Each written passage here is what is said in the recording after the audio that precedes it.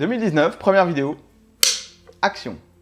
Salut tout le monde, j'espère que vous allez bien, j'espère que vous avez passé d'excellentes fêtes. Laissez-moi avant toute chose vous présenter mes meilleurs vœux, mes vœux de santé, de bonheur, de réussite, de passion et de réussite dans tous vos projets ou vos études, vos examens, si vous en avez. Alors avec les fêtes, avec les vacances, il y a un gros problème, c'est que on a pris un certain rythme où on s'est complètement déconnecté du monde habituel et maintenant c'est janvier et il faut y retourner. Voilà, j'ai donc eu l'idée de créer cette vidéo sur comment reprendre un petit peu le rythme, comment devenir plus efficace, comment ne pas passer des mois à se remettre finalement d'un rythme qu'on a eu coupé, que vous ayez des examens, que vous ayez des projets à réaliser. Personnellement, c'est quelque chose auquel je suis confronté puisque depuis cette année, je suis tout seul, je vole de mes propres ailes, je ne suis plus employé, je ne suis plus salarié, je suis totalement indépendant, auteur, conférencier à plein temps. Et pour réussir, je le vis au quotidien, il faut que je sois organisé et très efficace, que je puisse mener plusieurs projets de front. Le truc, c'est comment faire pour que vous soyez en forme pour cette année 2019, pour comment faire en sorte que ce soit votre année. Et c'est ce qu'on va voir, j'ai 3 petits jeux à vous présenter. Jingle.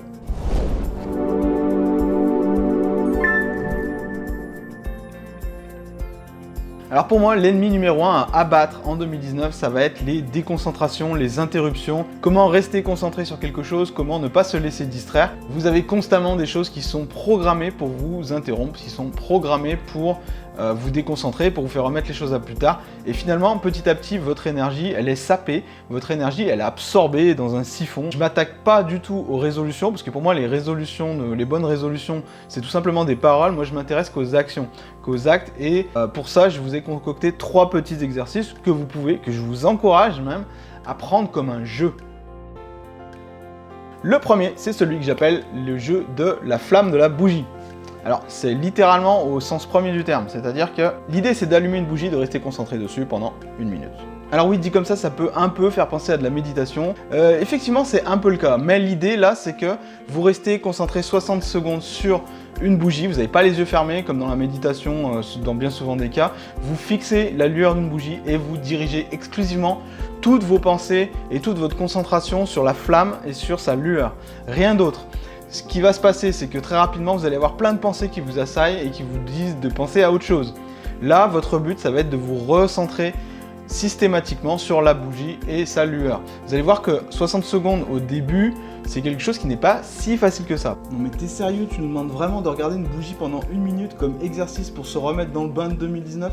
Ben ouais, totalement, je persiste et signe. Pourquoi c'est important de faire ça ? Le fait de changer comme ça d'objet d'attention, tout ça, ça a un coût pour votre cerveau. Lorsque vous passez votre temps à changer d'objet d'attention constamment comme ça, vous êtes concentré sur un devoir, puis d'un coup, vous avez votre téléphone avec une notification, puis un autre coup, vous avez quelqu'un qui vous interpelle pour vous poser une question qui vous demande réflexion, puis d'un coup, vous êtes amené à faire un autre exercice, puis un coup, vous vous reconcentrez sur ce que vous étiez en train de faire au début. Tout ça, ça a un coût, ça vous demande de l'énergie. Et cette énergie, elle n'est pas infinie. Plus vous passez de temps à switcher votre attention, moins vous avez de concentration disponible. Alors si vous avez des doutes sur cette idée que switcher d'attention constamment, ça vous prenne de l'énergie, ou que vous avez envie de creuser le sujet par pure curiosité intellectuelle, sachez que c'est pas quelque chose que j'ai inventé, c'est quelque chose dont on parle ici, ici, ici, ici, ici, ici, et également dans plein d'autres livres que j'ai chroniqués tout au long de l'année dans le défi 1 livre par semaine pendant 52 semaines. Donc vous voyez bien un petit peu l'idée de l'intérêt de garder son attention focalisée sur quelque chose comme quelque chose aussi bête que la flamme d'une bougie. En 1 minute, vous avez déjà beaucoup d'occasions de recentrer votre attention, de vous entraîner à recentrer votre attention, ce qui fait que plus tard, vous serez beaucoup moins sensible aux interruptions et vous serez plus capable de maintenir votre attention à long terme. Alors l'idée effectivement de la flamme de la bougie, c'est d'augmenter au fur et à mesure, chaque jour en fait, vous augmentez la durée de la flamme de la bougie. C'est-à-dire que vous commencez à 1 minute, puis après, le lendemain, vous pouvez faire 1 minute 10. Puis après 1 minute 20, puis après 1 minute 30. Pour mon deuxième conseil de 2019 qui peut vraiment faire la différence également, je vous amène avec moi, venez.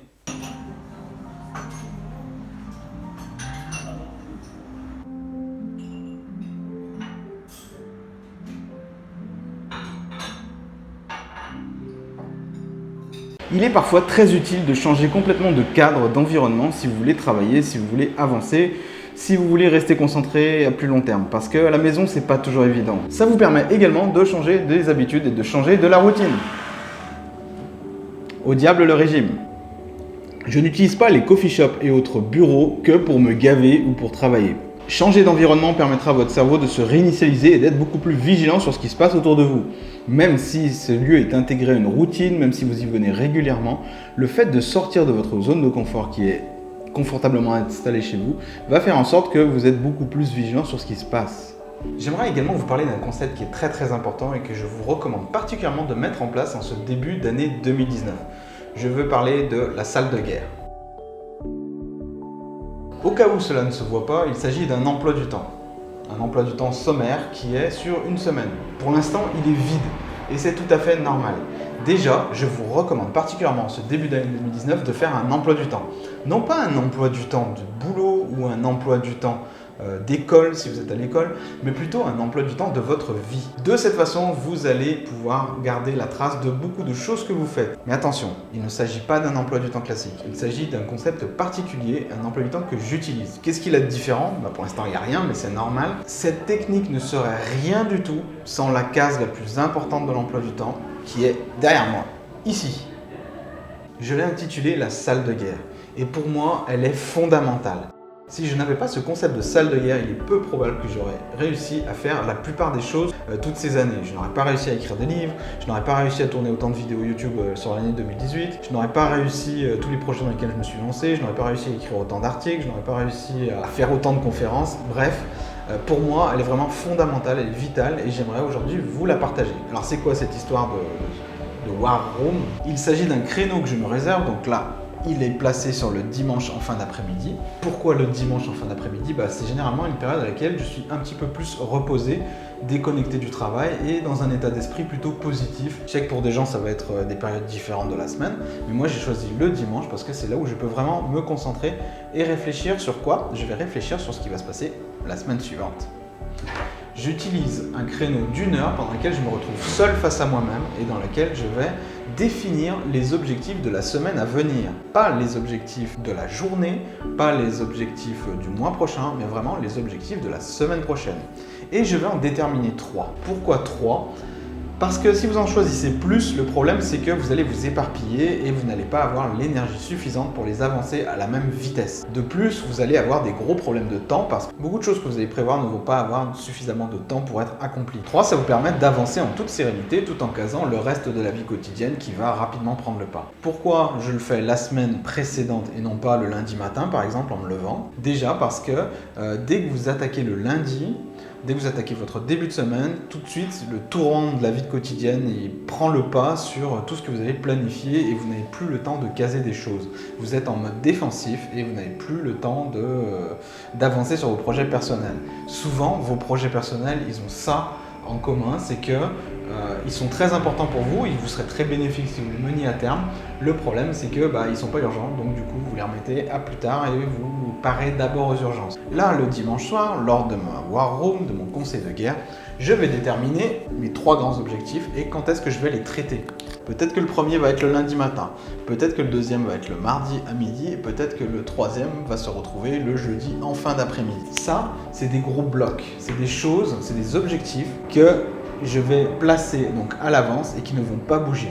Si vous faites ça pour vos propres objectifs, que ce soit personnel comme je le disais, ou que ce soit au niveau des études, que vous savez que là par exemple vous révisez, vous allez sécuriser ces espaces temporels et vous allez donc réaliser plus facilement vos objectifs, vous allez être moins tenté de les repousser à plus tard. Ces cases-là ont été déterminées grâce à votre War Room, votre conseil de guerre. Il est hors de question que vous les supprimiez.